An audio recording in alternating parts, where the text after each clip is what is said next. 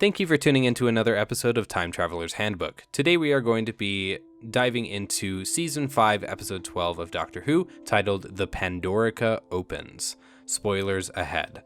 In this episode, the Doctor is lured to Roman Britain in 102 AD to the Pandorica, a fabled prison rumored to hold the most fearsome being in the universe. It turns out to be a trap made by the alliance of his greatest enemies, believing that the Doctor being trapped in the Pandorica will solve the problem of the cracks spreading throughout the universe.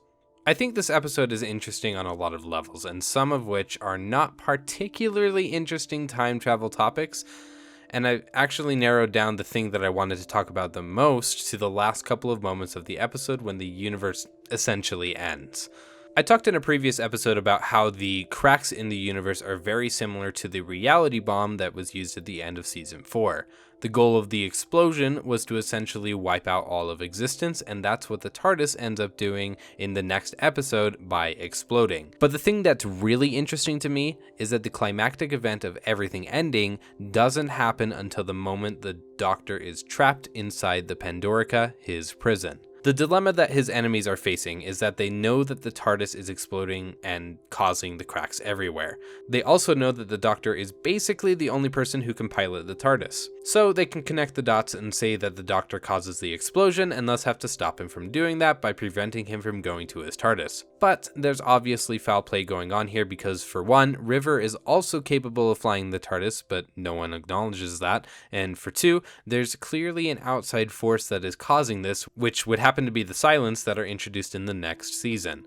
So in reality, if the Doctor were allowed to stay outside the Pandorica, he would be able to stop the explosion from happening. So we have a sort of pivotal moment in the moment that the Doctor gets locked inside the Pandorica, and it instantly triggers the end of the universe.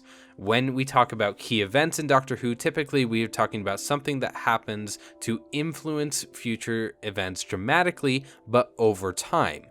In this episode, that's not really the case, and it brings up a sort of new form of key event.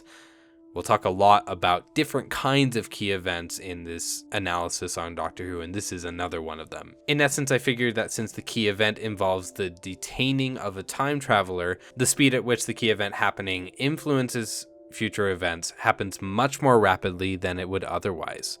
The Doctor could travel back in time, change things if he were allowed to stay outside the box, which is why things change so suddenly everywhere. But because the Doctor is locked in, the universe recognizes this and instantly everything is wiped out, except for Earth. It's actually related kind of to what happens in Avengers Infinity War, where the heroes have to allow Thanos to wipe out half of all life in the universe in order to defeat him, because a lot of things happen in the next episode that could be seen as stopping the possibility of what happened in the end of the episode from happening.